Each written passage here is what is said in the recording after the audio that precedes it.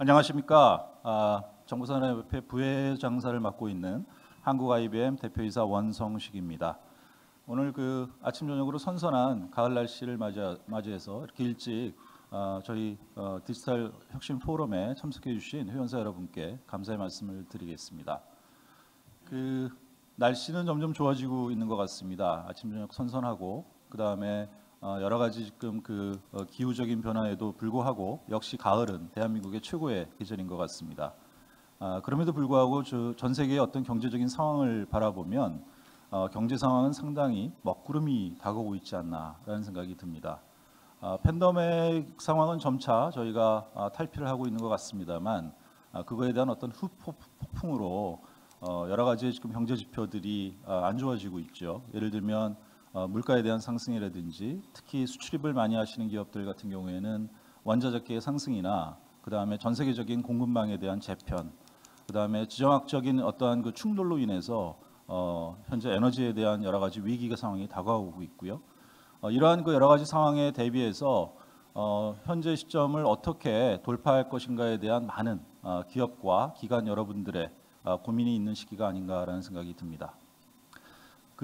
최근에 7월 달에 저희 IBM의 기업가치연구소라는 곳에서 저희가 한번 전 세계 CEO를 대상으로 한번 조사를 한 적이 있습니다. 그 중에 이제 한국에 계신 CEO분들도 응답을 해주셨는데요.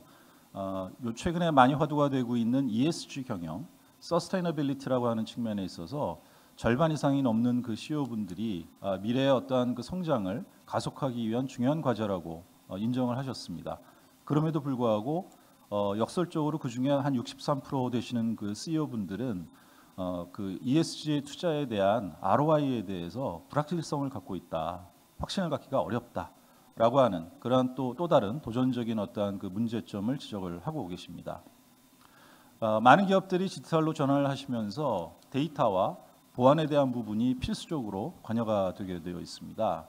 저희가 전 세계적으로 한 550여 개의 기업을 대상으로 최근에 서베이를 한 결과에 의하면 조사한 기업의 무려 80%가 넘는 기업들이 지난 1년 동안에 걸쳐서 데이터 보안에 대한 위협에 대해서 직접적인 침해를 당하신 경험이 있다라고 응답을 주셨고요.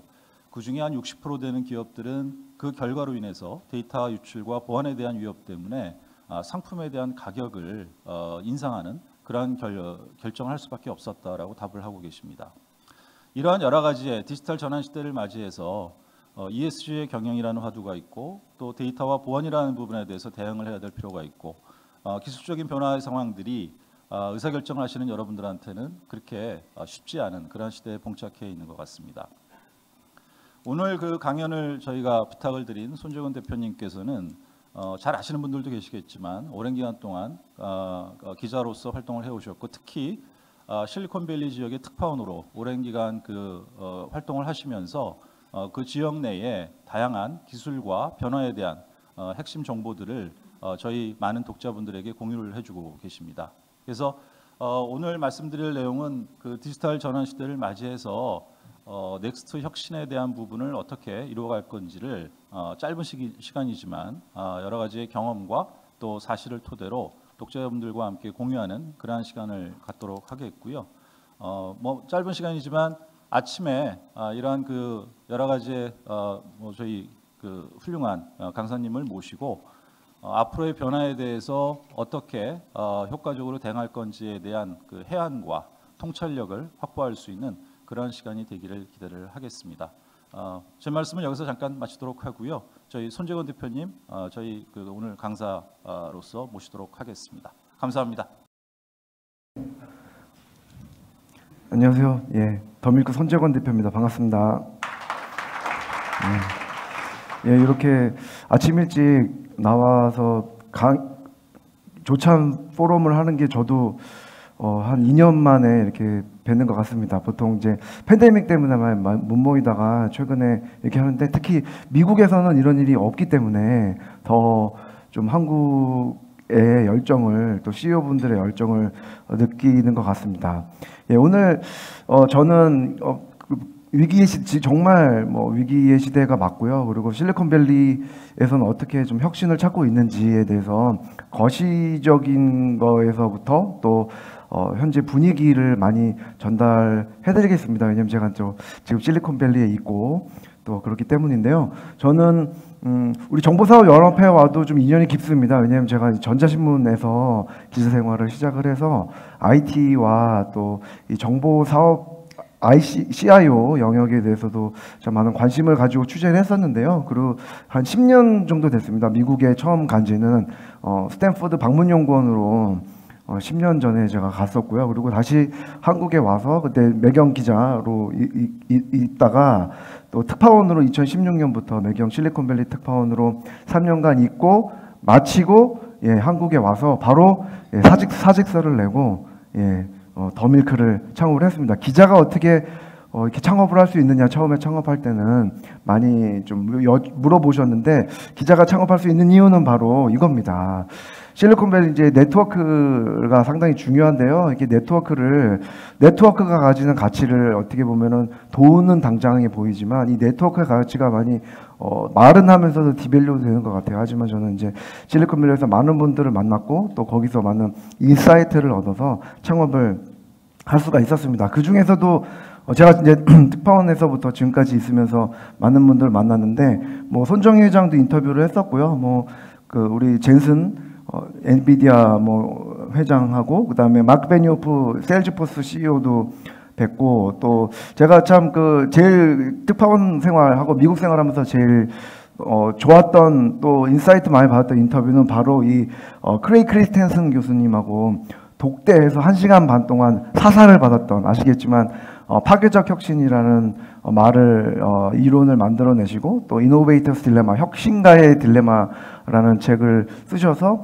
실리콘밸리 혁신의 바이블이었던 이 크레이 크리스텐슨 교수님을 1시간 반, 이분 만나려면 한 몇억 내야 되는데 제가 기자라는 이유로 이렇게 인터뷰를 하고, 물론 저도 파괴자들이라는 책을 썼지만 그렇게 했던 게 많은 인연이 됐습니다. 제가 이런 분들하고 많은 영향을 받았는데, 최근에도 이렇게 특히 이제 마크 베니오프는 지난주 이 시간에 세일즈포스 드림포스를 했거든요. 그래서 드림포스 우리 마크 베니오프랑 같이 인터뷰도 하고 이렇게 했었고, 그다음 매드머니, 미국에서 CNBC 많이 봅니다. 근데 CNBC 거의 대부분의 비즈니스 리더분들이 CNBC 보시는데, 저도 빵이라는 단어를 만들어낸 분이 사실 이 짐 크레이머 매드머니 진행자인데, 이분하고 같이 역시 들이밀었습니다. 이렇게. 그리고 마크 쿠반 아주 제가 샤크탱크 진행자는 미국에서 아주 유명한 분인데, 이분들 역시 들이밀었습니다. 그래서 실리콘밸리 가서 밀크나 매경도 잘 모릅니다. 실리콘밸리 가면은. 근데 당연히 미국인들은 모르겠죠. 제가 이제 창업을 하고 실리콘밸리에서 이렇게 네트워크를 쌓았을 때는 비결이 바로 이 허슬, 또 네트워크 이런 것들이 있어서 지금도 저희 더 밀크 창업해서 열심히 하고 있습니다. 제가 뭐 길게 보면 10년 정도 있었고, 최근에도 한 7년 정도 계속 실리콘밸리 있으면서 그동안 혁신도, 실리콘밸리의 혁신, 실리콘밸리의 역사에 대해서 많이 추적하고 연구를 하고 현장에 있지만, 최근에 엘리자베스 2세 여왕 돌아가신 거 보면서 결국은 우리도 역사의 한 스팟이다. 올해 2022년은 아마 역사적으로 엘리자베스 2세가 돌아가신 해로 역사적으로 역사책에 그렇게 기록이 될 것입니다. 어쨌든 우리는 역사의 한 순간에 살고 있구나라는 생각을 이번에 많이 하게 됐고요. 저한테도 굉장히 큰 이벤트였습니다. 사실은 엘리자베스 여왕 돌아가시는 이 장면을 생방송으로 미국에서 지켜봤는데 큰 일이었는데, 이게 끝이 아니죠, 사실. 왜냐하면 역사는 새로 쓰여지고 있습니다. 제가 현장에 갔습니다. 에미상 시상식 현장에 가서 인터뷰를 했었고, 요 장면도 제가 지켜봤고요. 요 분은 인터뷰를 제가 했는데, 요 예미상 제가 들고 있는 겁니다. 이분이 이제 에미상을 주최한 CEO 회장, 에미상 회장이에요. 그래서 에미상 회장에게 어떻게 오징어 게임이 6관왕을 할 수가 있었냐, K 콘텐츠의 비결이 뭐냐, 당신은 왜 한국 콘텐츠가 미국에서 인기 있다고 생각하느냐, 왜 이번에 남우주연상, 여우주연상을 남우주연상과 감독상을 줬는가라고 물어봤는데, 이분의 대답은 잠시 후에 공개하겠습니다. 이게 역사는 새로 쓰여지고 있는 그런 것을 현장에서 제가 많이 느꼈습니다. 실리콘밸리에 이제 있다 보면은 많은 분들이 물어보십니다. 요즘 분위기 어떠냐? 그리고 실리콘밸리 엑소더스라고 많이 나온다는데 실제로 그러냐라는 질문을 많이 받습니다. 예, 맞습니다. 실리콘밸리 엑소더스 지금 나타나고 있고요. 하지만 이 피크밸리라고 이제 이코노미스트 표지인데 요 표지가 나온 시기도 최근 이코노미스트 표지가 아니고요. 2018년 12월 표지입니다. 사실은 실리콘밸리 엑소더스는 1970년대에도 있었고 80년대에도 있었고 2000년에도 있었고 닷컴 버블 때는 장난 아니었죠. 2020년에도 있었고 2022년에도 있습니다. 그 버전이 언제냐의 문제지 항상 실리콘밸리 엑소더스 있었는데 당시에도 1980년도에도 실리콘밸리는 비싸다. 예, 베이에리어 비싸다. 2000년에도 말도 안 된다. 예, 항상 그랬었죠. 근데 집값은 계속 폭등을 하고 있고 요즘에 좀 다 바뀌었습니다만은 그런 상황입니다. 실리콘밸리 엑소더스 맞지만 요게 재밌는 게요. 나올 때는 스쿠터 타고 여유 있게 나옵니다. 들어갈 때는 이렇게 차 타고 많은 분들이 아직도 나오는 것도 있지만 들어가는 사람들이 더 많습니다. 그리고 실리콘밸리에서 나올 때는 실리콘밸리 안에 있는 사람들은 실리콘밸리 나오는 거는 뭐 당연하고 왜냐면 또 좀 이해관계가 안 있으면은 실리콘밸리에서 나오는 게 맞고요. 하지만 지금도 새로운 인재들이 미국에서도 최고의 인재들이 베이에리어 가서 잡을 찾으려고 하고요. 왜냐면 다들 미국에서도 최고 인재들이 애플, 페이스북, 메타, 구글, 엔비디아, AMD 뭐 이런 회사들 가고 싶어 하기 때문에 미국 최고 인재들이 미국 오고 있고 글로벌 최고 인재들이 또 베이에리어에 있습니다. 사실 실리콘밸리 한국에서도요. 참 그 과학고등학교 평소에 이렇게 다니면 과학고등학교 인재 찾기 쉽지 않은데 거기 가면 반창회를 합니다. 그리고 반에 서울과학고등학교 반마다 이제 다 동창회가 있고요.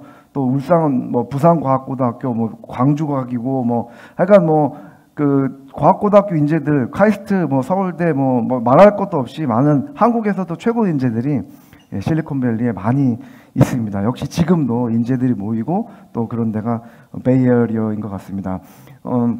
하지만 확실한 거는 우리가 알던 그 장소가 아니고요. 그리고 여기 대표님들도 실리콘밸리 한번 와보셨겠지만 최근 2년간에는 아마 많이 못 오신 분들이 많을 것 같아요. 팬데믹 때문이고 비즈니스 환경이 많이 변했는데 우리가 알던 실리콘밸리 또 미국이 팬데믹 이후에는 정말 많이 바뀌었어요. 정말 우리가 상상한 것 이상으로 바뀌었고 그래서 더 이상 우리가 알던 이 베이에리어가 아니다. 새로 우리가 학습을 우리가 그전에 알았던 그런 이론, 뭐 현상 이런 것들은 언런이라고 하죠. 탈학습하고 새로운 것을 배우고 새로운 것을 실행을 해야 되는 그 의미가 2022년, 2023년인 것 같습니다.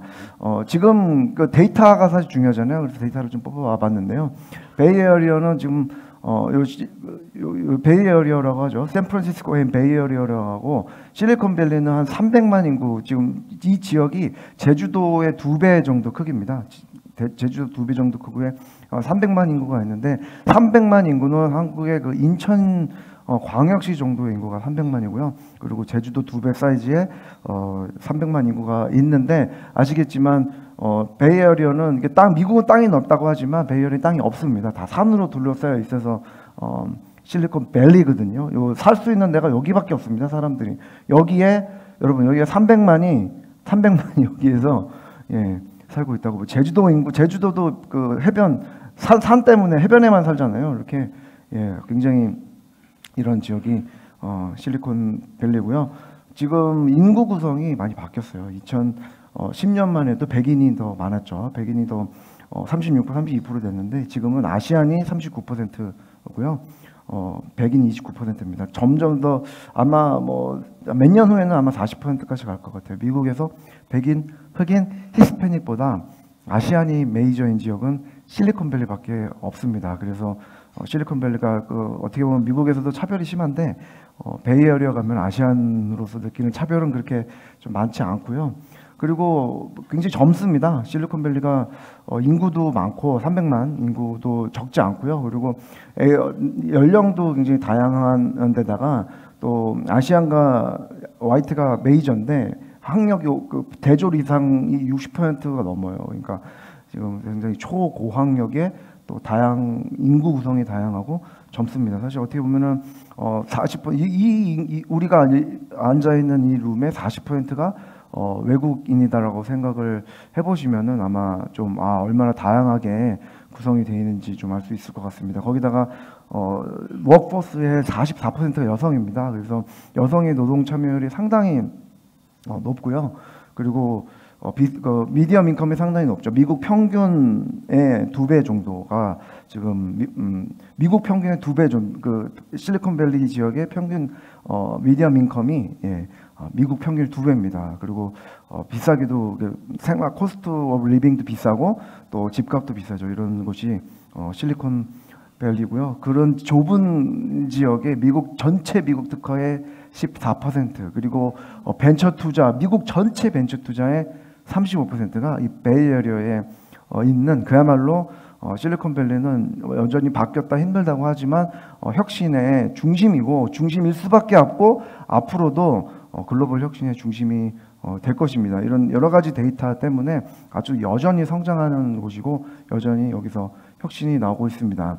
이런 인구 구성과 또 인재 그리고 뭐 대학들 스탠포드, 버클리 주요 대학들이 있죠. 그리고 최고 인재들이 모이고 자본 35%가 여기서 창업 자금을 하고 있기 때문에 지금도 시가총액 미국이 아니고 전체 기업의 글로벌 기업의 시가총액의 1위부터 16위 중에 8개 기업 절반이 이 베이에리어에 있습니다. 이것도 참 대단하죠. 어떻게 보면은 물론 이제 마이크로소프트와 아마존은 시애틀에 있지만 마이크로소프트와 아마존도 핵심 알렉사와 인공지능은 다 베이에리어에서 R&D를 하고 있습니다.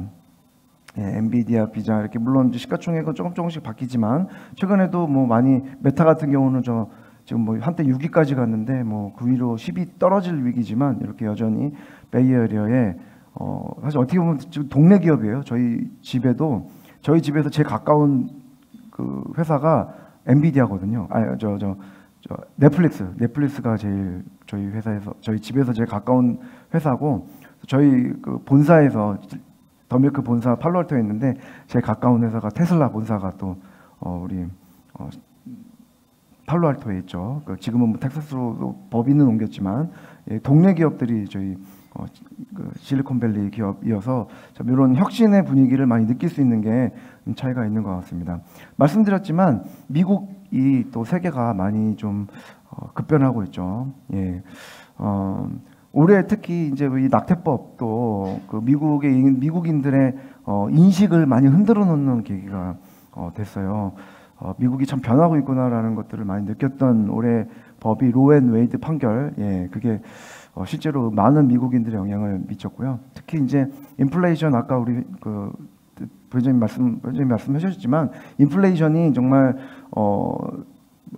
체감 인플레이션은 우리가 생각한 것보다 더 크고요. 9.1%가 지난 6월 달에 미국 CPI가 9.1%였고 지난달에 8.3%로 소폭 내려왔지만 여전히 CPI가 8.3%, 9.1% 사실 40년 만에 40년 만에 가장 큰 인플레이션이 지금 현재 미국이 겪고 있는 인플레이션입니다.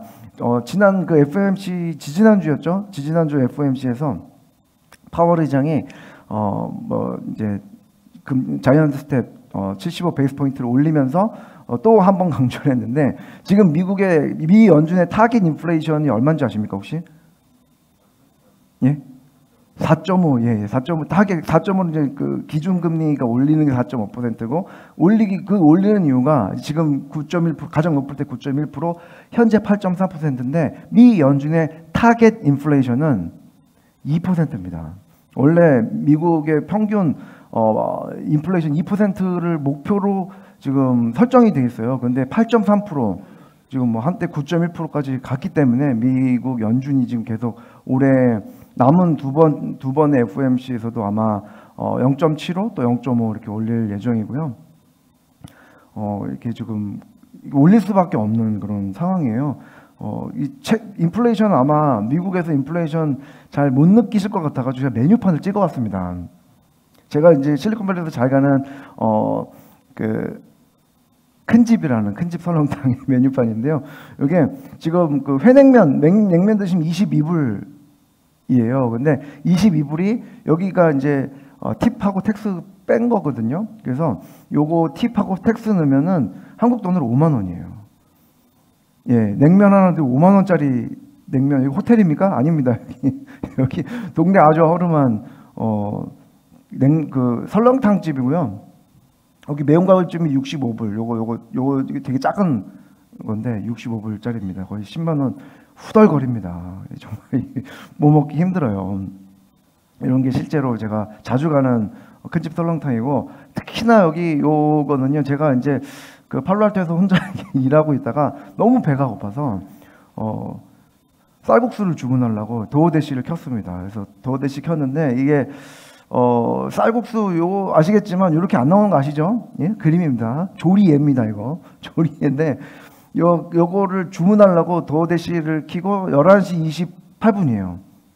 낮에. 난 11시 28분에 도어대시를 켜고 했는데 요거 나머지 그 쌀국수, 저렴한 쌀국수 15불, 18불짜리 다 없애버렸어요. 그리고 여기 22불짜리 하나 남아가지고 요거를 하나 이렇게 딱 클릭해가지고 먹어야지. 22불이면 오케이. 그래서 그래, 이렇게 아무리 비싸 좀 배가 너무 고파. 그래서 해가지고 했는데 쭉 하고 뭐 하다 보니까 31불이 됐어요. 왜냐면 팁하고 텍스 넣어야 되거든요. 31불 해가지고 또 스케줄 해서 딱 하니까 팁까지 넣으면 이게 파이널 프라이스가 37불이에요.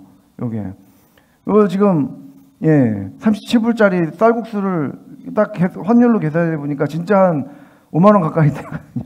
여러분, 제가 이걸 먹었겠습니까? 안 먹었겠습니까? 이걸 제가 배가 진짜 고팠거든요. 이걸 제가 눌렀을까요? 이 버튼을 플레이스 오더 하면 나오는데 36분에 도착을 하는데 눌렀을까요? 안 눌렀을까요?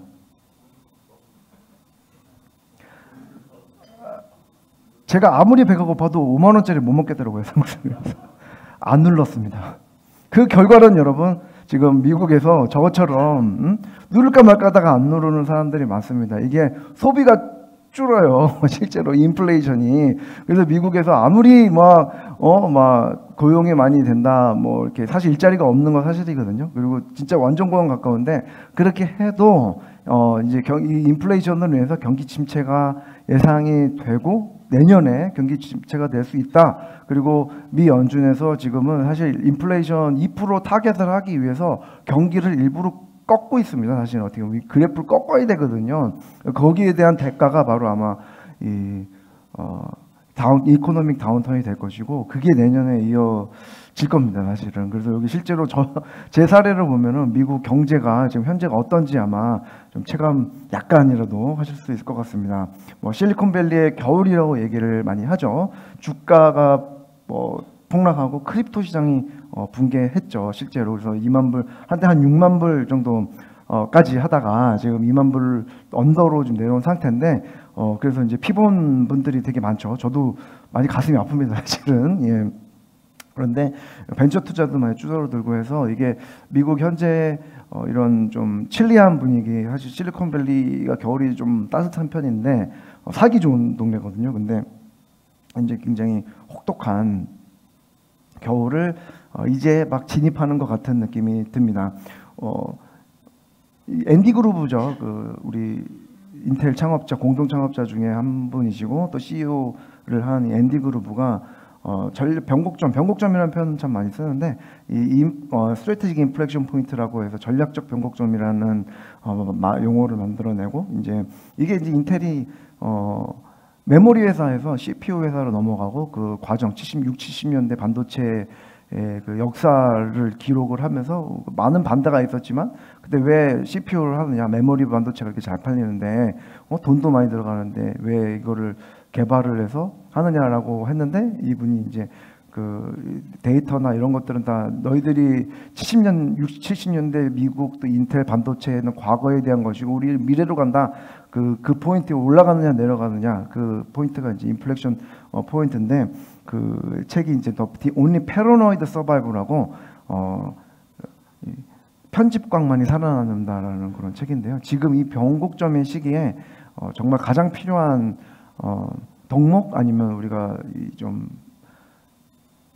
아이디어 중에 하나가 이런 전략적 변곡점에 대한 인식인 것 같습니다. 저희 더 밀크에서 내년을 지금 계속 예측을 하고 있습니다. 저희가 뭐 기자 뉴스룸 팀도 있지만 리서치 팀도 10명 가까이 있어서 미국에서 한 20명 정도 되는 인력이 지금 현재 R&D 중요하잖아요. R&D 중요한데 지금 너무 디벨롭먼트에만 있지만 리서치도 상당히 중요합니다. 그래서 저희가 필드 리서치를 하고 있고 저희가 예측을 하고 있는데 내년은 2024년에 미국 올해 뭐 11월에 중간 선거가 있지만 그것보다는 2024년 미 대선이 있기 때문에 내년은 반드시 물가를 잡아야 합니다. 그래서 바이든 행정부와 파월이 같이 이제 내년까지 아마 그렇게 물가를 잡는 그래서 어떻게 보면은 현재 이제 3.25 기준금리가 3.25인데 4.25에서 4.5% 점도표 기준으로 보면은 4.5%까지 인상할 것이다라는 게 이제 나오는데 이게 만약에 물가가 더 왜냐하면 지금 물가 인상이라는 거는 되게 펀더멘탈한 공급망 붕괴의 영향도 있고 전쟁의 영향도 있기 때문에 지금 어떻게 될지 몰라요. 그래서 올 해까지 뭐 4.5, 4.25, 4.5까지 오르고 내년에는 쭉 동결할 것이다라는 예측이 있지만 상황에 봐서는 내년 5%까지 되는 그렇게 얘기하는 데도 있습니다. 그래서 내년에는 그렇게 해서 물가를 2% 잡힐지는 모르겠어요. 근데 이 목표가 연준의 목표가 2%이기 때문에 그렇게 할 것으로 예상이 되고요. 그리고 사실 그 달러가 지금 여러 경제 환경에서 제일 중요한 게 좀 달러인데 이것도 많이 바뀌었죠. 왜냐하면 달러하고 우리도 지금 환율 방어를 잘 못하고 있는데 지금 뭐 달러 강세가 뭐 미국과 한국의 우리가 달러 원화 약세가 미국과 한국의 관계가 아니라 지금 세계적인 관계고 지금 그 영국 아까 제가 영국 엘리자베스 여왕 돌아가신다고 말씀을 드렸는데 영국이 지금 달러하고 패러티가 되고 있어요. 1파운드 1달러야. 사실은 이런 시기에 영국이 지금 돈 풀기를 하고 있어요. 지금 그래서 파운드발 좀 경제 위기 좀 나올 수 있는 상황인데 영국이 지금 맛이 간 거죠. 어떻게 보면은 지금 이런 상황에서 영국이 돈을 풀어서 경제를 살리겠다라는 아이디어를 내고 있는데 그래서 파운드 확률이 확 내려가고 있거든요. 지금 이 상황은 저희도 사실 원 파운드가 원래 2,000원이 정상인데 한 몇십 년간 2,000원 지금 1,500원대로 내려왔어요. 원 파운드도. 그러니까 파운드가 약세고 그래서 지금 영국이 개발도상국처럼 행동을 하고 있습니다. 영국은 사실 어떻게 보면 우리 저 환율 사실 그 한미 금리 역전이 됐잖아요. 근데 그런 상황에서 한국은행 어쩔 수 없이 좀 금리를 계속 올라갈 수밖에 없는 상황인데 미국은 일본하고 영국은 돈 풀고 있거든요. 어떻게 보면 우리는 그나마 선진국처럼 지금 행동을 정책을 어려운 상황에서 선진국처럼 지금 하고 있는 상황이고 영국이 어디 개방도상국처럼 행동을 하고 있습니다. 지금 그런 상황이고 영국 경제 뭐 G7 상임이사국이잖아요. 영국이 가지고 있는 위치가 대단한데 영국이 그렇게 하고 있고 미국, 유럽 뭐 지금 전쟁도 안 끝났기 때문에 내년 어떻게 될지 모르겠어요. 누구나 쉽게 예측이 안 됩니다. 그렇기 때문에 이 달러 강세, 킹 달러가 내년에도 쉽게 이게 약세로 전환될 것이다라고 누구도 예측을 못 하고 있습니다. 왜냐하면 지금 안전자산이 지금 달러밖에 없거든. 그러니까 지금 다 달러를 원하고 있어서 쉽지가 않습니다. 그리고 주택 시장 침체가 지속될 것이고요. 물론 이건 파월이 일부러 얘기를 했죠. 내년까지 FOMC 회의에서 그런 얘기 했습니다. 집 사지 마세요라고 연준 의장이 얘기를 했어요. 내년은 집 살 때가 아닙니다라고. 예. 주택 시장도 이제 일 꺾어놔야 되기 때문에 그리고 이제 미 주식 시장도 이제 섹터 로테이션이 계속 될 것 같고 그래서 테크 성장주 몰빵이 안 됩니다. IPO 안 좋은 시기죠. 예. 지금 올해도 IPO 가뭄이었고요. 미국에 올해 한국에서 IPO를 여러 한 회사가 있긴 있는데 예. IPO는 사실 안 좋은 회사입니다. 안 좋은 시기고 M&A는 좋은 시기죠. 그래서 최근에도 어도비가 피그마를 20 빌리언의 인수하는 팍 질러버렸죠. 예. 뭐 콘센프로스가 있지만 M&A는 미국에서는 예, 멈추지 않고 있습니다. 이렇게 저희가 내년 경기 지금 4분기 앞두고 있는 시점에서 이렇게 말씀을 드려봤고요. 거시경제 말씀을 드렸는데 넥스트 실리콘밸리의 넥스트 혁신 아까 모두에 말씀드렸지만 실리콘밸리는 혁신을 멈추지 않기 때문에 어떤 아이템을 가지고 미래를 준비하고 있는지 말씀을 드리겠습니다. 제가 그래서 좀 찾아봐요. 내년 토끼해거든요. 개묘년입니다. 그래서 유튜브를 찾아봤는데 내 흑토끼 해라 그러더라고요. 그리고 아무런 토끼 엄청난 사건 사고가 온다. 유튜브 보면 찾아볼 수 있거든요. 아무런 결단하라. 빨간 흰 옷을 내년에 빨간색 흰 옷을 입으셔야 됩니다. 내 것을 지켜라. 뭐 사실 어떻게 보면 이게 마리아 방구야. 이거 솔직히 이거 뭐 하나만 한 소리를 지금 점쟁이라는 분이 하고 있는데 우리는 사실 점치면 안 되지 않습니까? 우리는 과학적이어야 되고 저희 더 밀크는 이렇게 시그널 뉴스와 또 여러 가지 데이터를 연구를 통해서 시그널을 파악하고 있고 분석을 해서 이렇게 예측을 저희가 좀 하고 있습니다. 그래서 저희 리서치 팀이 강력하게 있고요. 그래서 그 어떤 현상을 보더라도 이 시그널이 6개월과 1년에 지금 대응할 수 있는가 또는 뭐 이게 1, 3년의 트렌드인가 예를 들면은 뭐 그 클럽하우스죠. 소셜 오디오 이거 처음에 나올 때 클럽하우스 처음 나올 때는 정말 뭐 대단할 것처럼 했지만 어떻게 보면 1년 만에 싹싹 끌어들였습니다. 이게 이런 게 그냥 시그널 하나의 그냥 파편한 시그널 정도로 트렌드를 가지고 끝날 것인지 아니면은 지금 뭐 틱톡이라든지 지금 NFT, 웹3 이런 것들은 저희가 볼 때는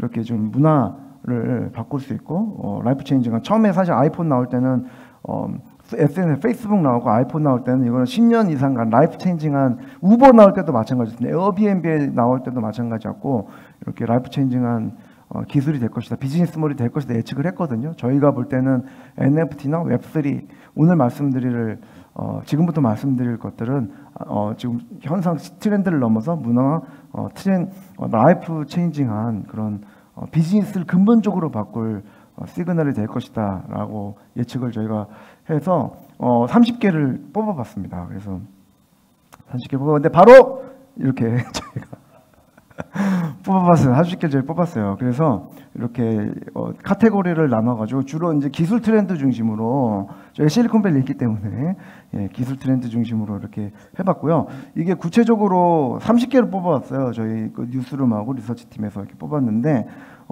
자세한 내용은 여기 있습니다. 그래서 여기 요 클릭하시면은 자세한 내용이 나오고 여기 중에 그래도 내가 생각하는 10개를 뽑을 수도 있습니다. 그래서 요거 한번 이렇게 스마트폰 이렇게 좀 한번 해보시고 지금 요 자세한 30개에 대한 자세한 내용들이 저희가 나와 있으니까 한번 잘 보시는 것도 좋을 것 같습니다. 제가 이제 이거를 다 말씀드리면 좋겠지만 한번 들어가 보시고 근데 저는 그 중에서도 엑기스를 말씀을 드리고자 합니다. 참 제가 판게아 이론이라고 있는데 이제 대륙 이동설이죠. 하나의 대륙이었다가 이제 정도로만 지구과학 시간에 많이 보셨을 텐데요. 지금 어떻게 보면 지난 20년이 어떻게 보면 하나로 디지털로 오늘 우리 디지털 리더십 포럼인데 디지털로 하나를 연결하려고 했고 또 연결을 하는 그런 어떻게 보면 하나의 대륙을 만들려고 노력했다면 지금은 완전히 이제 갈라졌죠. 갈라질 때 원래 지진 나고 화산 나고 그렇지 않습니까? 그래서 지금 또 기회도 많이 큰 기회도 생깁니다. 그런 판의 이동이 벌어지고 있는 상황이고 그 중에 이제 그 핵심 중에 하나는 지능인데 인공지능 말씀을 약간 드리면은 올해도 좀 지속했지만 내년은 아마 AI 인공지능도 어드밴스드 AI라고 해서 이제 넥스트 레벨로 넘어가는데 요 그림은 누가 그런지 아시죠? 이거 인공지능이 한 겁니다. 인공지능이요 말로 그냥 초밥으로 만들어진 집에 사는 귀여운 외식코기 요거를 말로 하거나 텍스트로 하면 요거 0.1초도 안 걸리게 슉 인공지능이 그리고 요거 이제 예전에는 우리 디자이너분들이나 이게 초밥집에 코기 외식코기거든요. 귀여운 개. 귀여운 개를 초밥집에 외식코기를 하는 거를 만들어 봐라고 하면은 예전에는 이 사람 그림을 그리거나 아니면 이게 작업을 어도비로 작업해야 됐거든요. 요거 0.1초 만에 요 텍스트로 치면은 이렇게 0.1초도 안 돼서 이거 그림을 나옵니다. 인공지능이 하는 거예요. 이거 지금 새로운 기술도 아닙니다. 요새는 이런 것들이 더 나올 거고 요것도 다 요 그림도 다 인공지능이 한 거예요. 요 그림도. 그러니까 지금은 이메겐이라고 요거는 이제 구글 건데 지금 오픈 AI와 구글이 경쟁을 하고 있죠. 그래서 요거죠. 그다음에 이제 테디베어가 올림픽 400m 버터플라이 이벤트에서 올림픽 400m 버터플라이를 테디베어가 하는 장면을 하니까 요 그림이 0.1초 만에 휙 해서 이제 나온다는 거 아닙니까? 인공지능이 해주는 겁니다. 이렇게 인공지능이 이제 그림하고 이제 창의 영역도 좀 들어가고 있고, 요거는 이제 AI 뮤직 컴포저예요. 이것도 지금 너무 많이 시중에 굉장히 많이 나와 있어요. 그래서 지금 유튜브 다 유튜브와 관련된 거거든요. 유튜브 그림, 유튜브에 뭐 썸네일 만들고 그림 뭐 만들고 유튜브 음악 작곡하는 거 요새 사람이 안 합니다. 요것도요 되게 범용이에요. 그래서 음악 작곡하는 게 이거 쉽습니다. 요새는 이게 베스트 10 하면 10개 회사 지금 몇백 개가 있기 때문에 고르면 돼요. 이것도 사스 모델로 잘 돼 있거든요. 처음에 또 첫 달에 무료입니다. 그래서 지금 들어가면은 인공지능으로 음악 작곡하는 사이트 무료로 쓰실 수가 있어요.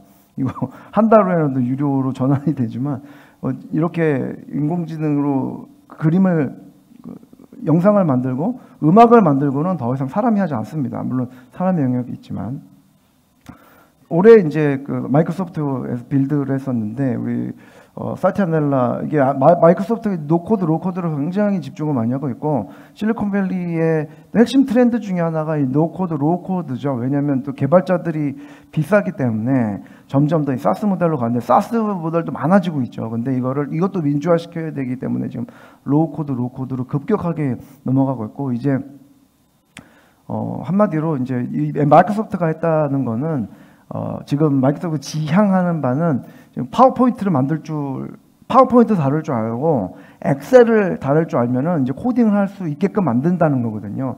그러니까 이제는 파워포인트를 좀 그리면 그대로 그냥 프로그램이 나오는 게 지금 그 마이크로소프트가 하는 거예요. 이 안에 파워포인트하고 MS 오피스 365에 이거 늘 겁니다. 이게 코딩 프로그램을 넣어요. 앞으로 몇 년도에.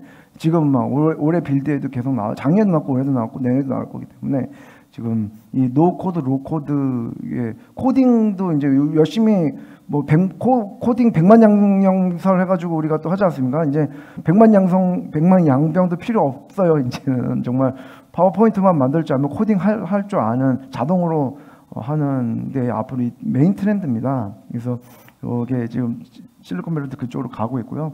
이게 또 벌써 더 진화하고 있습니다. 지금 왜냐면 노코드 4, 로우코드 4 제조업, 지멘스가 엄청 팔고 있어요. 이거를 또 지멘스 가시면은 또 지금 4차 산업혁명 해가지고 우리가 키워드 많이 팔렸는데 한국에 거기 독일 회사들이 많이 팔았잖아요. 근데 그 안에 회사 중에 하나가 지멘스인데 지멘스 요즘 열심히 노코드 제조업에 관련된 노코드, 로우코드 엄청 또 판매하고 막 세일즈 엄청 하고 있습니다. 지금.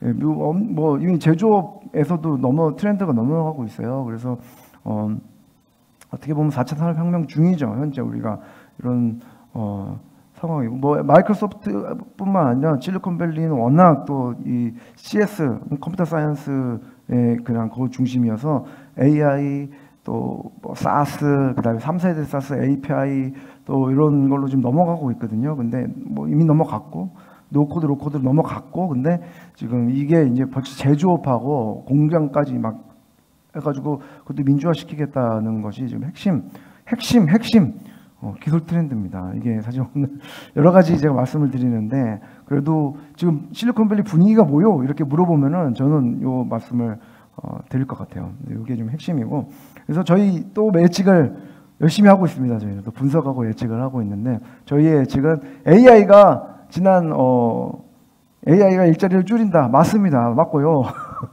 근데 일자리를 늘립니다. 어떻게 보면 사실 AI가 일자리를 늘리고 있어요. 뭐냐면은 단순 노동 아까 말씀드렸지만 왜냐면 이렇게 막 썸네일 만들고 사진 만들고 이런 게 단순 노동이거든요. 이 저임금에 그 일 계속 하고 있어요. 근데 단순 노동을 대체하고 인간은 정말 크리에이티브하게 넘어가고 있습니다. 그래서 AI를 활용한 신직업이 아주 2023년부터 폭발적으로 늘어날 건데 이게 AI 왜냐면 어그먼테이션 오브 워크니까 그 증강 휴먼이라고도 하고 인간하고 요게 이제 우리 워크포스 노동자들, 그다음에 우리 그 직원분들이 지금 현재 기술 AI와 디지털 기술을 활용해 가지고 더 증강시키는 거거든요. AI 툴을 가지고. 그러니까 일자리를 줄인다 맞지만 일자리를 늘리는 겁니다. 어떻게 보면. 그래서 어떻게 보면 AI가 일자리를 폭발적으로 내년에 이렇게 늘리는 것들 많이 보시게 될 거예요. 실제로. 그런 기사도 내년부터 엄청 나올 겁니다.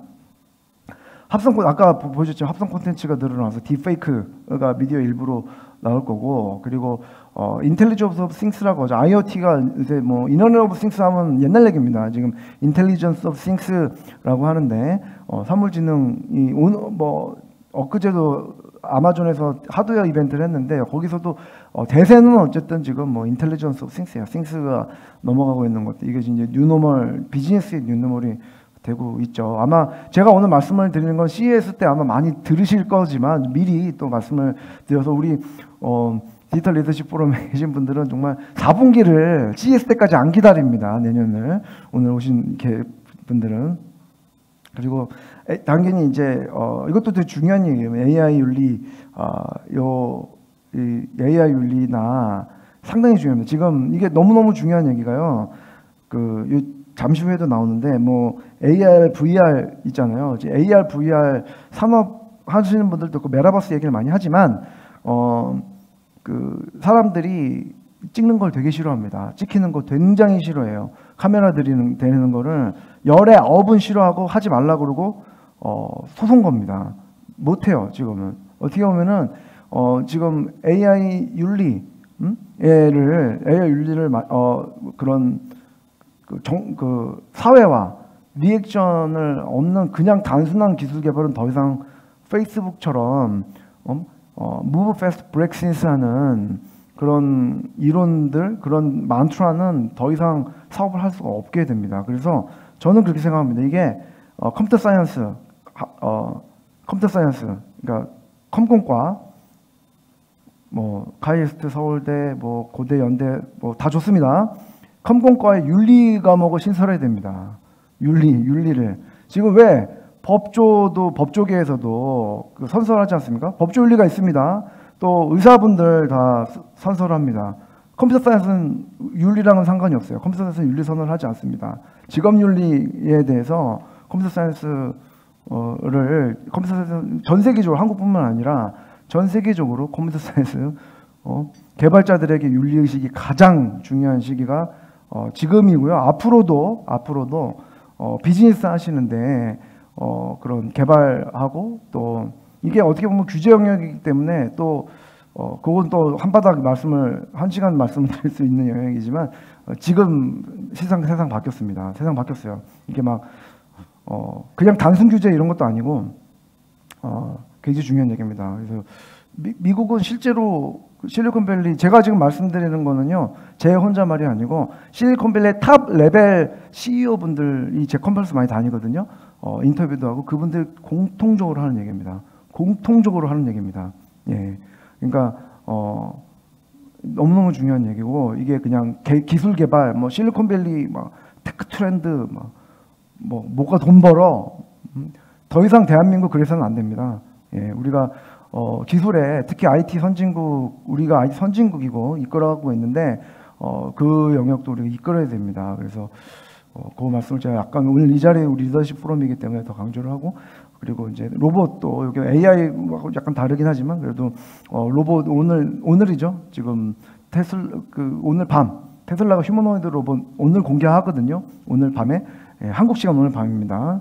미국 시간 내일 아침에 공개를 하는데 테슬라 옵티머스 또 나옵니다. 그것도 제가 미리 또 취재를 했는데 또 아주 뭐 대단히 일론 머스크가 엄청난 뻥을 칠 것으로 예상이 되고요. 내일 아마 여러 페이스북 피드에 많이 올라올 겁니다. 테슬라 얘기가 많이 올라오실 건데 예, 제가 미리 말씀을 드려봅니다. 아마 빅뻥이 아마 내일 합니다. 예, 요것도 어쨌든 중요한 거는 이렇게 해가지고 이제 막 그런 휴머노이드 로봇 뭐 이쪽으로 가고 있습니다. 이게 내년에 이렇게 갈 거고, 또 두 번째 트렌드, 테크 트렌드 제가 첫 번째 가장 중요한 말씀을 드렸고, 또 엄청난 중요한 게 이제 인터넷 새로운 시즌. 어떻게 보면은 웹3와 메타버스 다 이 영역인데요. 이거를 우리 리더십 포럼이기 때문에 뭐 우리가 뭐 개발자는 아니지 않습니까? 그래서 리더십 포럼이기 때문에 요거를 트렌드 및 비즈니스 전략으로 좀 보셔야 될 것 같아요. 그러니까 지금 비즈니스 전략 관점에서 이 그 웹3를 좀 보셔야 되는데 NFT도 그렇고 블록체인도 그렇고 이게 넥스트 실리콘밸리에서 받아들이고 있는 거는 돈도 많이 투자가 되고 있고 이게 이제 그 넥스트 레벨 오브 인터넷입니다. 한마디로 그 웹3가 뭐냐? 그러면은 지금 넥스트 인프라스트럭처죠. 왜냐면 우리가 넷스케이프, 야후, 뭐 여러 구글 있지만 인터넷 그 웹 1이라고 하는 인터넷 1부터 지금 웹 3까지 우리는 다 기억할 것입니다. 이렇게 뭐 많이 진화가 되고 있는 상황인데 이 웹 1과 웹 2, 사실 웹 3 이게 좀 나오고 있는 거죠. 근데 웹 3와 웹 3.0은 좀 다릅니다. 물론 뭐 말장난 누구는 말장난이야라고 하고 그런 분들도 있는데 좀 우리 리더십 포럼에서는 구분을 해야 된다고 저는 생각을 합니다. 뭐냐면 웹 3와 웹 3.0이 약간 좀 사람마다 규정하는 게 달라요. 그 기관마다 주장하는 바도 다 다르고 그리고 조금 저희 더 밀크는 웹3와 웹 3.0을 구분해서 쓰고 있는 게 웹3는 좀 더 이제 탈중앙화에 또 포커스가 돼 있고 또 크립토 기반에 거기에 조금 더 포커스 돼 있고 웹 3.0은 그보다 더 큰 개념으로 메타버스 그다음에 비즈니스 모델에서의 탈광고 왜냐면 웹 2.0이 광고 비즈니스와 또 탈중계로 웹 2.0이 만들어졌기 때문에 거기에 대한 부작용이 좀 상당하지 않습니다. 그래서 그걸 극복할 수 있는 넥스트 레벨 오브 인터넷, 넥스트 레벨 오브 인프라스트럭처죠. 그래서 기술과 비즈니스 모델을 합친 그것이 이제 그 웹 3.0이라고 생각을 하고 메타버스도 거기 안에 들어가 있습니다. 이런 웹 그리고 어떻게 보면 이게 되게 중요한 얘기죠. 왜냐면 웹 2, 웹 2, 웹 3, 웹 1 사실 야후가 웹 1의 대표적인 인터넷 서비스였는데 야후가 20년 만에 없어졌죠. 야후가 사라졌습니다. 이름도 그렇고 건물도 사라졌고 20년 걸렸는데 웹 2 언제 사라질 것이냐? 잠시 후에 또 말씀을 드립니다. 웹 3는 이렇게 디지털 소비의 패러다임을 바꿀 수 있기 때문에 이제 사실 어떻게 보면은 소비와 투자가 어떻게 소비하면서 투자를 해? 이게 말이 안 되는 거거든요. 근데 말이 되게끔 만드는 게 이 크립토 베이스의 웹 3 베이스의 비즈니스 모델이고 그래서 이제 뭐 플레이트 원 for X 해서 나오는 많은 것들이 지금 웹 뎁과 또 이제 다오 중심의 그런 여러 가지 비즈니스 모델과 아이디어고 웹 3는 넥스트 레벨 오브 인터넷이 지금 아주 강력한 후보죠. 그리고 그 웹 3나 NFT나 뭐 이거를 그 반대하는 분들도 많아요. 도대체 무슨 효용이 있느냐? 웹3 가지고 내가 무엇을 쓰려고 이걸 자꾸 하느냐. 애들이 왜 지난주에 UDC 있었잖아요. 사람 무지하게 많았습니다. 부산에서 업비트 개발자 포럼에 정말 대단한 이벤트였는데 한국에 한번 꼭 가보셨으면 좋겠어요. UDC 같은 것들을. 거기 가시는 분이 얘기를 하시더라고요. 도저히 이해 못하겠다. 이거 뭐 하는 짓들이야 이거? 뭐 하는 짓이냐고 물어보면 안 돼. 질문 자체가 좀 뭐 하려고 쓰는 게 아니고 놀려고 하는 거 만드는 거. 게임하고 지금 컬렉터블 아트 이쪽으로 지금 많이 커지고 있어요. 유틸리티는 좀 많이 어떻게 보면 유틸리티 많이 없어지고 비즈니스 모델 유틸리티에서 많이 잘 안 나와요 지금 현재.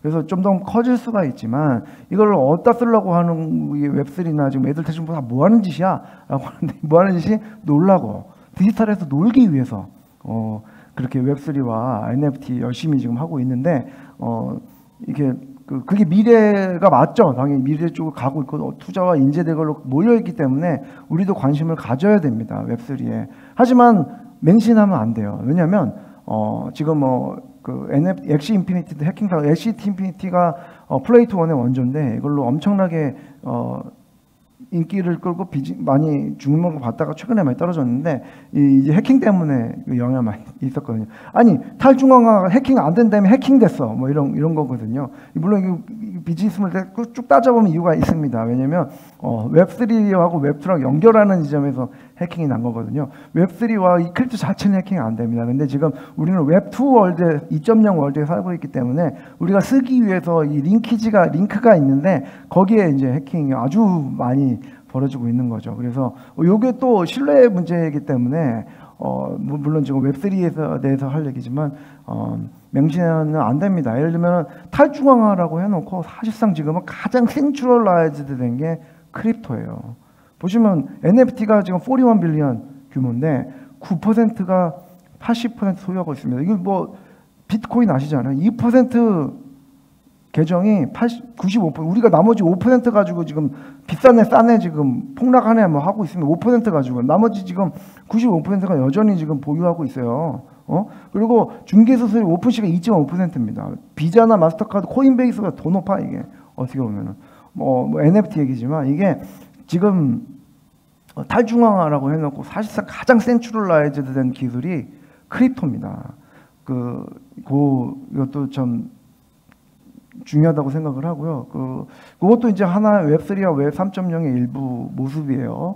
그리고 메타버스도 버스는 아니고요. 메타버스지만 내년 이거 좀 중요한 거죠. 왜냐면 실감형 미디어인데 메타버스가 뭐냐? 이게 사실 어떻게 보면은 4차 산업혁명이 뭐냐라고 규정하다가 우리가 주도권 놓치지 않았습니까? 4차 산업혁명 해가지고 메타버스 규정하다가 주도권 일 다 봅니다. 규정할 필요가 없어요. 이게 메타버스는요, 미국에서는 실리콘밸리에서는 그냥 엄브렐러 텀이라고 합니다. 그냥 이렇게 이해되는 텀. 그 정도면 돼요. 뭐냐면 VR을 다 포함해가지고 온오프라인을 넘나든다라는 뜻이에요. 메타버스가 뭡니까? 뭐 어디서 다 필요 없습니다. 그냥 야 온오프라인을 넘나들고 온오프라인을 합칠 수 있는 공간이야 라고 얘기하시면 돼요. 메타버스. 그 안에 들어가는 모든 것이 다 메타버스고 더 크게 광의해서 보면은 웹 3.0의 일환입니다. 넥스트 인터넷, 넥스트 인프라스트럭처가 바로 메타버스입니다. 다음 달에 이제 요 기계가 마크 저커버그가 찬 게 다음 달에 나올 거고요. 페이스북이 이제 새 하드웨어 이벤트를 통해 가지고 커넥트 행사에서 공개를 하거든요. 그러니까 이제 지금 메라 이름도 바꿨잖아요, 이 회사가. 근데 애플은 절대 메타버스는 단어 쓰지 않습니다. 애플은 리얼리티라는 말을 쓸 거예요. 메타버스, 메타가 이미 썼기 때문에 더 그렇지만 메타버스라는 용어를 쓰지 않습니다. 애플은 내년에 이 리얼리티 기기가 공개될 것으로 예상이 되고 루머입니다, 이거는. 근데 왜냐하면 아이패드 이후에 새 기기가 안 나왔기 때문에 내년에 내놓을 것이다라는 루머가 많이 나오고 있는데 이름은 리얼리티라고 쓸 것입니다. 그러니까 내년에 애플은 원래 퍼스트 무버가 아니잖아요. 애플은 퍼스트 무버 절대 혼자 먼저 움직이지 않습니다. 애플은 퍼스트 앤 메가 스케일러고 시장에 대해 움직이는 회사고 그런 전략을 가지고 있는데 이제 내년에 이제 좀 시장이 좀 열릴 것 같다. 이미 디바이스도 100만 대 이상 팔렸고 더 메타가 저렇게 열심히 하면서 박수를 쳐주면서 이렇게 하는 거죠. 사실 요거 다 뒷얘기입니다. 뭐냐면 이게 공개하고 지금 가보시면은 메타 리얼리티 랩 가보시면은 많은 프로토타입이 많이 공개가 돼 있어요. 왜 공개했는지 아십니까? 메타가 왜 이걸 자기 기술을 다 공개하겠습니까? 왠지 아십니까? 이 애플을 견제하기 위해서입니다. 애플이 거기서 벗어날 수가 없거든요. 애플 새로운 디바이스가 여기서 벗어날 수가 없어요. 애플이 뭘 내놔도 앞으로 애플이 뭘 내놔도 다 페이스북 같이 생긴 게 그렇게끔 하는 게 지금 메타의 목표예요. 얘네들 돈 버는 게 목표가 아닙니다. 지금 이거 가지고 돈 적자지 얘네들이. 근데 애플이 뭘 나와도 비슷하게 나올 거거든요. 이렇게 이 애플과 요 안드로이드, 뭐 iOS 막 그 얘기했던 게 아마 메타 또 뭐 이렇게 많이 나올 텐데 어쨌든 내년에 공개가 유력합니다. 그러면서 또 내년에 이렇게 또 메타버스냐 이제 메타버스 시대 기사 무지하게 쏟아지겠죠. 이렇게 할 때 우리는 기사 나올 때 이 기사 쫓아가면 안 되지 않습니까? 우리는 한 발짝 더 가고 그 안에 있는 그 아이스버그 그 밑에 있는 아이스버그를 봐야 되잖아요. 그 앞에 있는 거 보는 게 아니고 그런 백그라운드가 있습니다. 오늘 사실 올해 구글 I/O에서도 구글 안경의 프로토타입으로 공개가 됐어요. 어떻게 보면 메타, 애플, 또 엔비디아 또 뭐 마이크로소프트는 홀로렌즈 하나 가지고 있잖아요. 그리고 구글 이렇게 공통점 빅테크의 넥스트 IT 플랫폼이 이제 안경이 됐건 뭐가 됐건 간에 어떻게든 렌즈로 만들어진 것들이 넥스트 IT 플랫폼으로 강력한 후보로 좀 나오고 있는 거죠. 그래서 예, 이렇게 가고 있는데 아까 말씀드렸지만 이게 쉽지 않아요. 그리고 사람들이 이게 찍히는 거 싫어해요. 저 이게 창경하고 돌아다녀 봤거든요. 너무너무 싫어하고 이거 전 못 찾겠어요. 이게 제가 저걸 메타에서 만든 그 AR 안경을 한 일주일 쓰고 다녔는데 제가 못 쓰고 다니겠어요. 왜냐하면 제 길티한 감정이 생기는 거예요. 누구 찍고 다닐까 봐.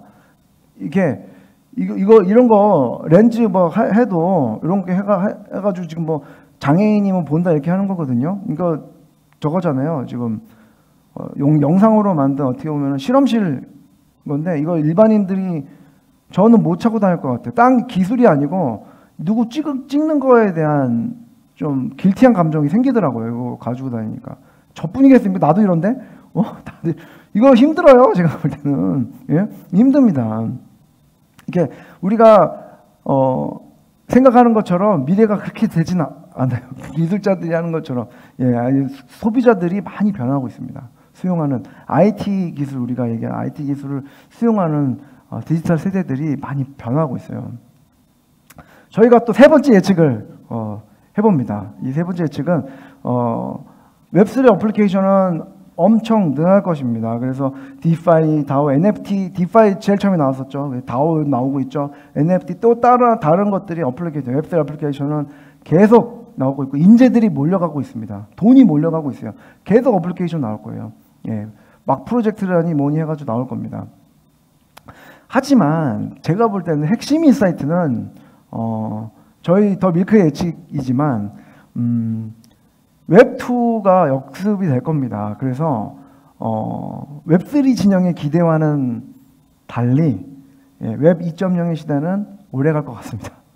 그러니까 무슨 얘기냐면 야후가 태어나서 야후가 망할 때까지 20년이 걸렸어요.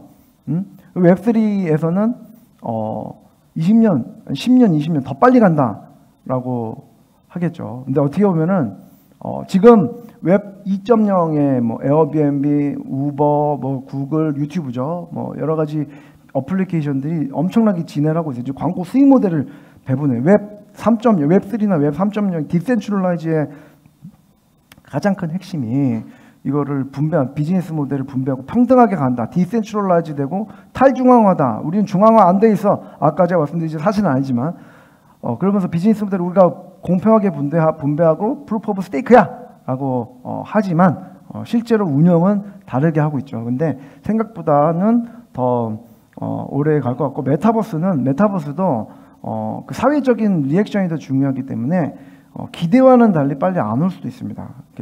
그 업체들이 기대와는 달리 그래서 버텨야 하고요. 제가 사실 어떻게 보면은 롱타임 트렌드인데 웹 핵심은 뭐냐면은 지금 우리가 가져야 될 인식이요. 그 웹3 그러니까 웹3가 뭐냐 그러면 또 많은 분들이 나 저거 아니야라고 우리 세대는 저거 아니야 하신 분들도 많아요. 실제로 웹3는 내 건 아니야. 우리는 웹2에서 난 그래도 돼라고 하는 분들이 많습니다. 웹3가 보면은 웹2는 다 쓰레기야.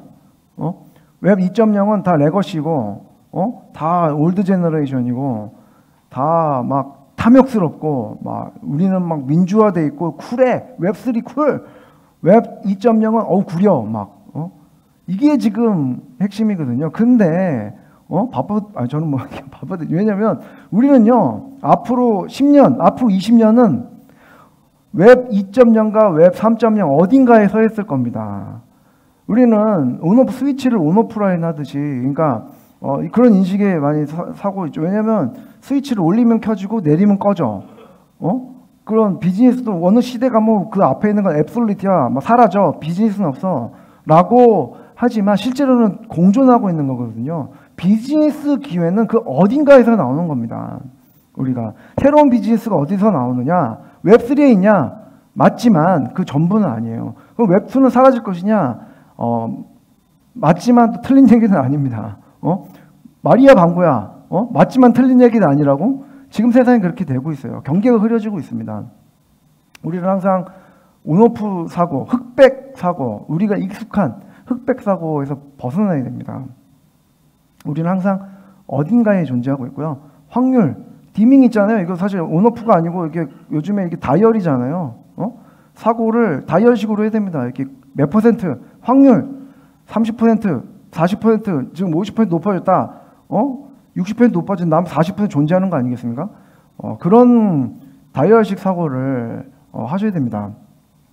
우리는 내년부터 비즈니스 트렌드 핵심 트렌드 중에 하나는 웹3이지만 더 돈은 어디서 벌리느냐?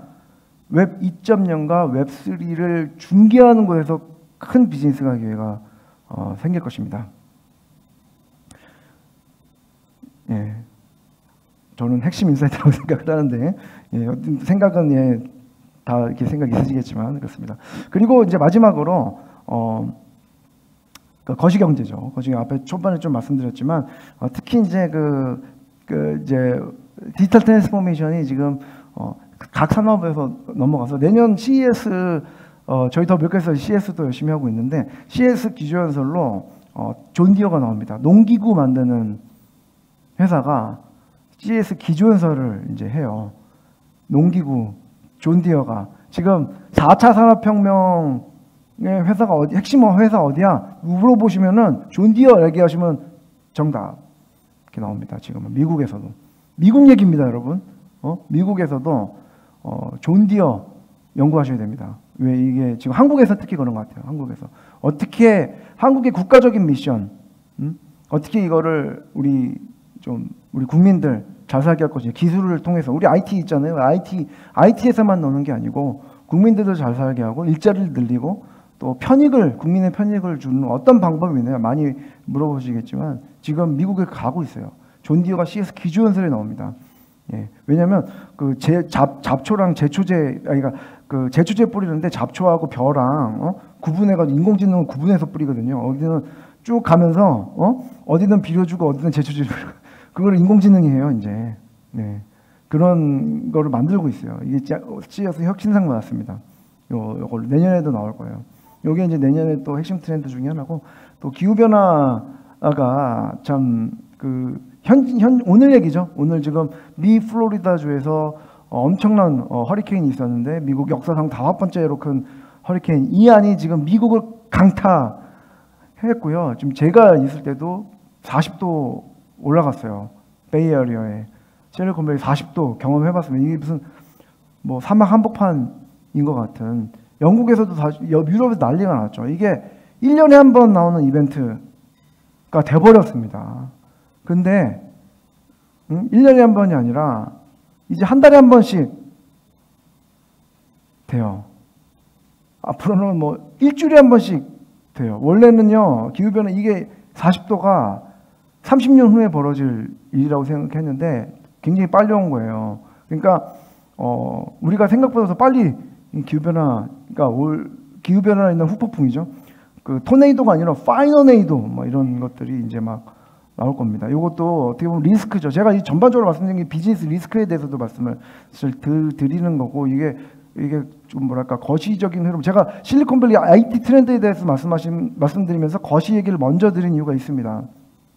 지금 큰 트렌드와 그 판이 움직이는 시대이기 때문에 좀 그렇고요. 그리고 뭐 이거를 또 비즈니스 기회로 보는 분들 반드시 있죠. 이런 큰 변화가 있을 때 기회를 삼는 사람들이 바로 이 실리콘밸리 사람들이고 오늘의 구글에 엔젤 투자한 사람, 지금 구글에 엔젤 투자했으면 지금 어떻게 됐을까요? 이 사람입니다. 존 도어, 예, 기자 출신이에요. 그렇습니다. 존 도어 회장이 세쿼이어 캐피탈, 존 도어 회장이 지금 가장 크게 보고 있는 비즈니스 영역이 기후변화 영역, 기후테크에 많은 스피드 앤 스킬이라는 책도 썼고요. 이 영역에 많은 투자를 하고 계십니다. 기후변화는 역사상 가장 큰 투자 기회가 될 것이다라고 얘기를 했고, 마지막으로 파워블 K 말씀을 드리고 싶어요. 이것도 제가 모르겠어요.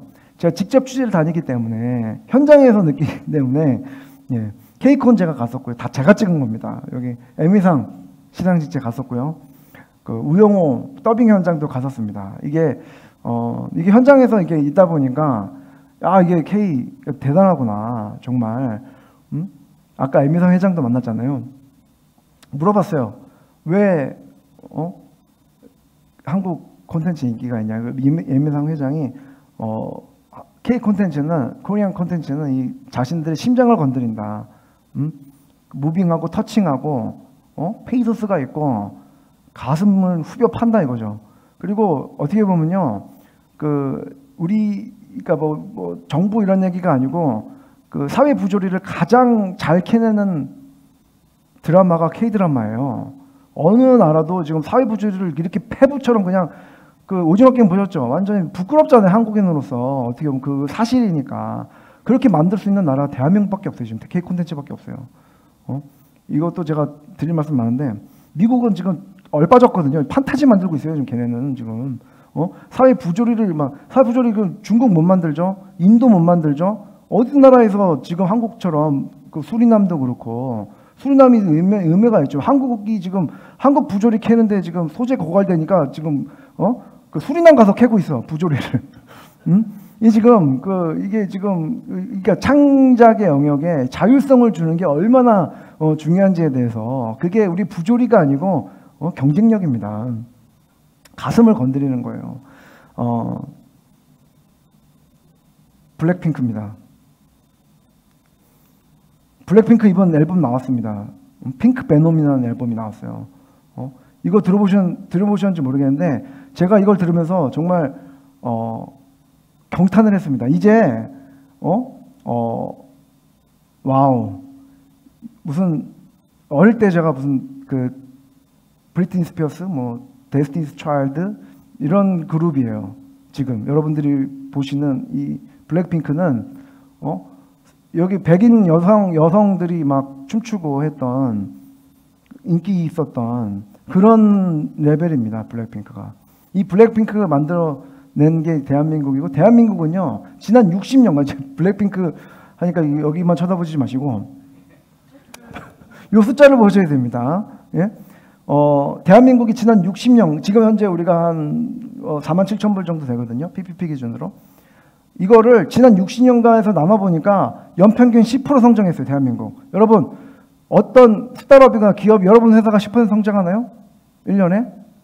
성장해야 됩니다. 그 이상 성장, 대한민국 성장보다 이상 성장하셔야 돼요. 그렇지 않습니까? 지금 회사가 10% 성장 안 한다고 하면 나가 떨어져서 죽어야 돼요. 이런 소리가 하면 안 되지.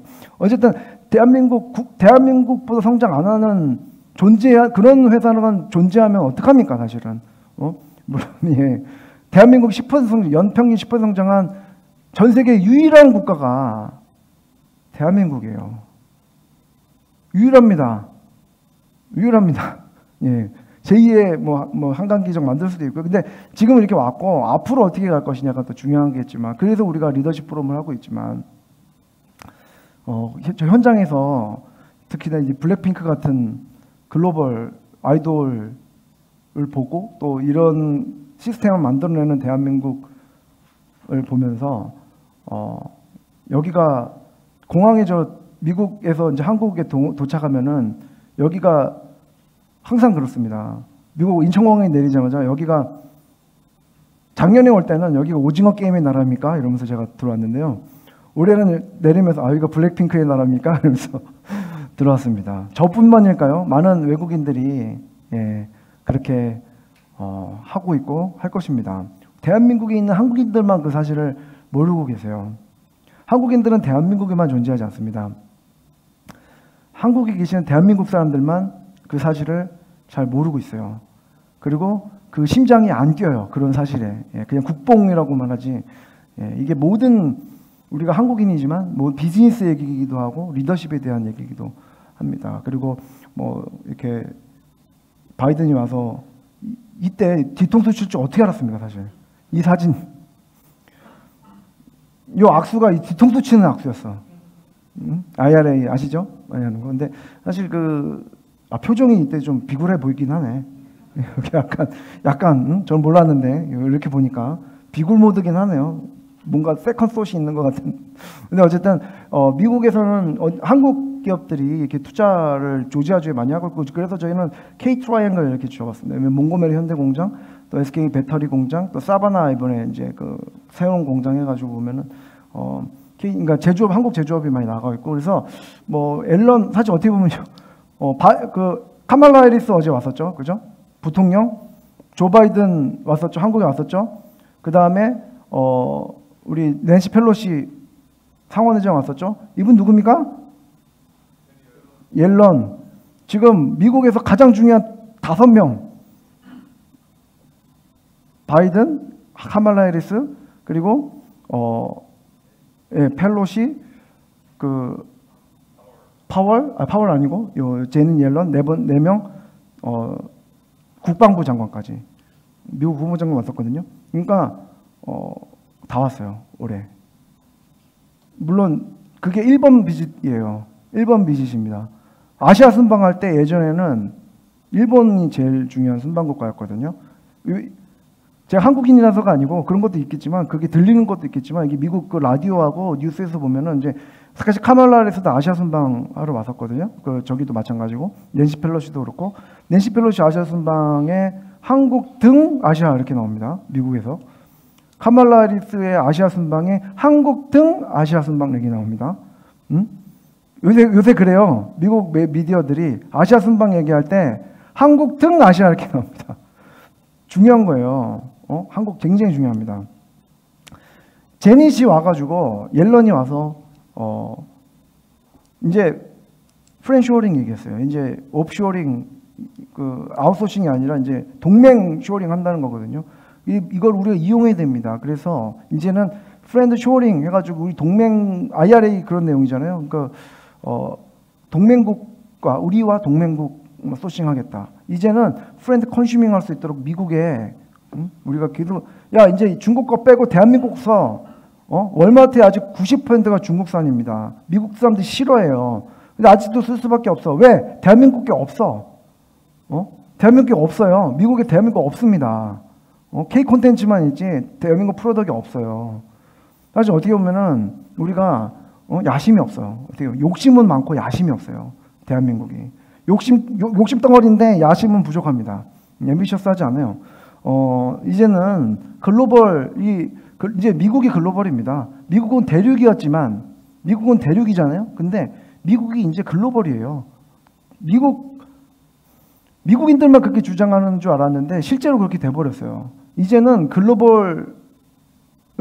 미국 시장 글로벌은 옵션이 아니라 필수입니다. 스타트업에도 마찬가지고 중소기업, 대기업 마찬가지입니다. 필수 항목이고 또 필수 마인드셋이고 미국과 미국인은 한국의 콘텐츠 서비스 프로덕트 원하기 때문에 열심히 미국 나오셔야 됩니다. 제가 이제 우리 블랙핑크 보면서 이제 K-팝이라고 부르면 안 되겠구나. K 콘텐츠라고 부르면 안 되겠구나 생각이 들어요. 그냥 콘텐츠예요. 그냥 팝이에요. 더 이상 K 콘텐츠는 없습니다. K 콘텐츠가 없다는 얘기는 K가 사라진다는 얘기가 아니라 그냥 K자 안 붙여도 그냥 팝이에요. 그냥 팝이에요. 팝. 왜 K-팝? 한국인이 만드는 걸 뿐이지 그냥 팝이에요. 그렇게 받아들여지고 있어요. K 콘텐츠는 존재하지 않습니다. 이제. 그냥 콘텐츠가 되고 그냥 팝입니다.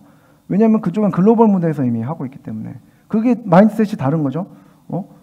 그 박진영 또 뭐 이수만 이런 분들이 있었기 때문에 오늘 이렇게 있지 않습니까? 처음부터 글로벌로 세팅한 우리 콘텐츠 산업, 처음부터 글로벌 세팅하지 않은 제조업, IT 마인드셋이 다릅니다. 결과도 달라지고 있고 앞으로 달라질 겁니다. 우리는 IT 영역이에요. 처음부터 글로벌, 처음부터 도메스틱이 아니고 처음부터 한국 시장, 한국인 아니고 처음부터 글로벌.